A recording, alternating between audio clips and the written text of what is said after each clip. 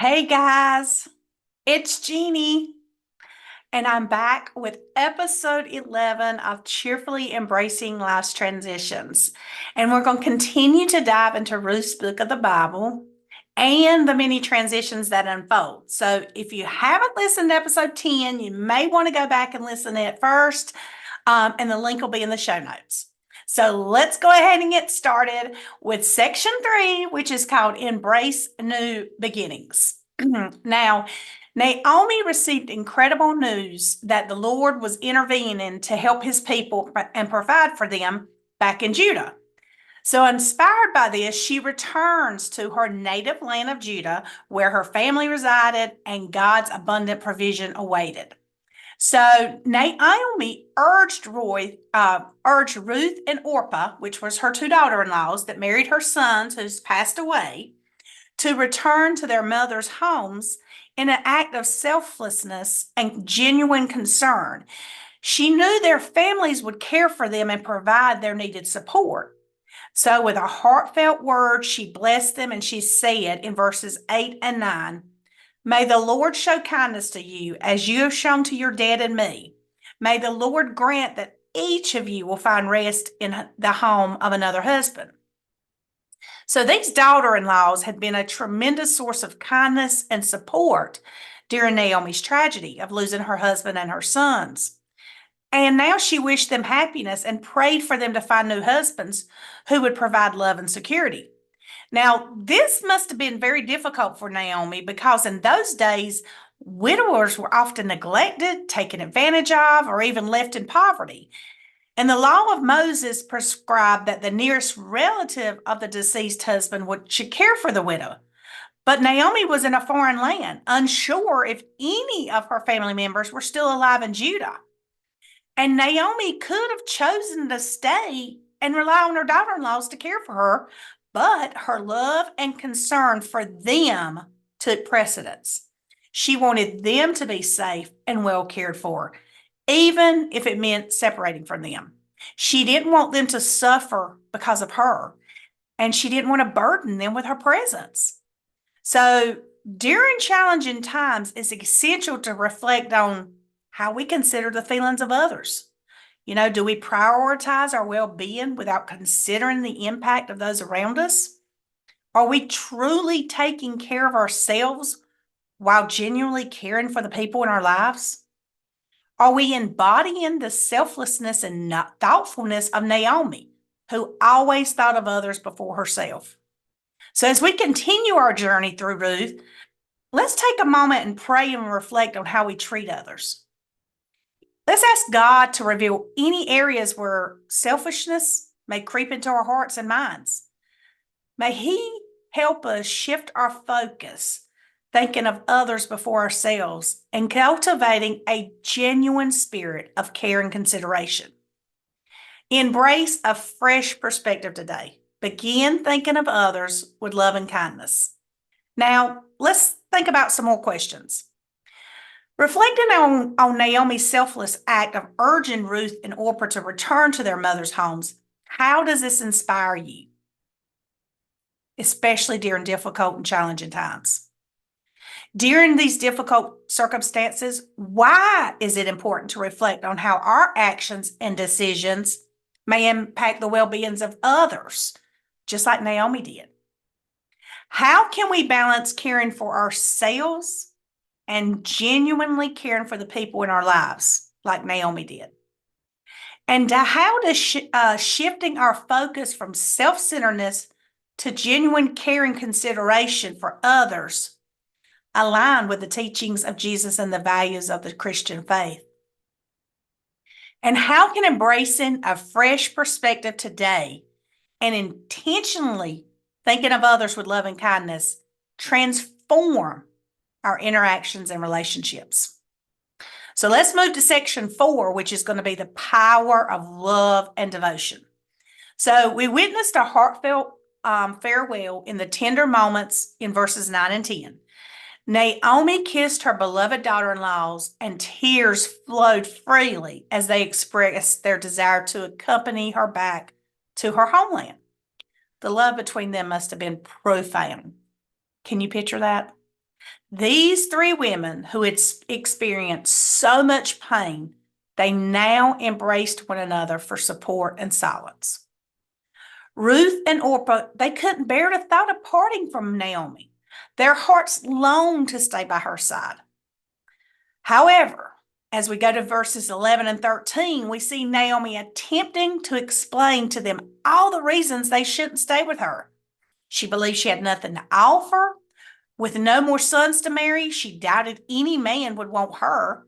And even if she did find a suitor, would Ruth and Orpah be willing to wait for her to have children and for them to grow up, maybe at least 18 or 20 years? So Naomi carefully counted the cost for Ruth and Orpah to remain with her. She wanted them to know what they would give up if they followed her. Reflect on your journey of following Jesus. Did you count the cost? So Orpah eventually kissed Naomi and she left, but Ruth would not leave. She clung to her. I mean, just picture this Moabite woman, a young woman fiercely holding on to this older woman she deeply loved. Ruth was resolute in her devotion, disregarding Naomi's suggestions to go with Orpah. Her commitment knew no bounds. In verses 16 and 17, Ruth provides a profound moving response. Her determination shines through. Ruth was determined to go where Naomi went. She was determined to stay where Naomi stayed. She was determined to let Naomi's people would be her people. Ruth was determined that she would live and be buried wherever Naomi was. And above all, Ruth pledged that Naomi's God would be hers. You know, Ruth was a Moabite, but that did not hinder her from wholeheartedly worshiping the one true God. Through the influence of Naomi and her family, Ruth came to know God. Their faith was evident in their actions and words. Are we teaching others in our families who may not know God or come from different religious backgrounds about God through our actions and even our words? But what's even more remarkable is that God accepted Ruth and showered her with blessings. And as we will witness in the chapters ahead, more and more blessings. God chose Ruth, a faithful Moabite woman, to become the great grandmother of King David, which is in the direct lineage of Jesus himself. In the Old Testament, God never showed partiality, and Jesus treated everyone with impartial love during his time on earth. Today, we can rest assured that God's love knows no boundaries. Isn't it incredible to know that God loves us regardless of our family background or worldly status? No matter our race, gender, or country of origin, God loves us unconditional. You are cherished as a God's child. Embrace this truth and let it empower you to love others with that same love that God has lavished upon you. Now, let's take a moment to think about these questions. In Naomi's attempt to dissuade Ruth and Orpah from staying with her, she counted the cost and she outlined these challenges they would face. How can this principle of counting the cost apply to our journey of following Jesus? In Ruth's resolute response, she expressed her determination to go wherever Naomi went, stay wherever Naomi stayed, and embrace Naomi's people and God as her own. How does Ruth's loyalty inspire you to consider your commitment to those you love and to God? Reflecting on Ruth's journey, how can we actively teach others in our families who may come from different religious backgrounds or have limited knowledge of God about Him through our actions and words? And how does the understanding that God loves and knows no boundaries, regardless of our race, gender, country of origin, how does that empower us to love others unconditionally? And how can we embrace the truth of being cherished as God's children and let it shape our attitudes, our actions, our relationships as we seek to reflect His love in the world, especially when going through challenges and transitions. In conclusion, as we navigate life's transitions, may we draw inspiration from Naomi and Ruth, fostering a genuine spirit of care and consideration with others while embracing God's love. Well, guys, that's episode 11, and we will be back with more of this story in the coming weeks. But please allow this episode to just soak into your inner being. And until next time, as you navigate life's transitions, remember, you are not alone.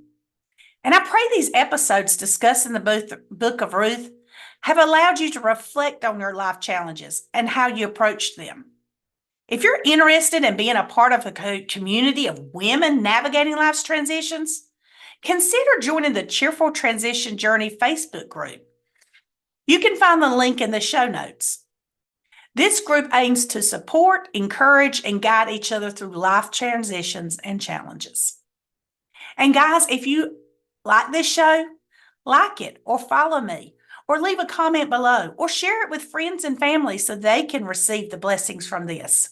I thank you so much for taking your time to listen to this. Thanks again and have a wonderful and blessed day.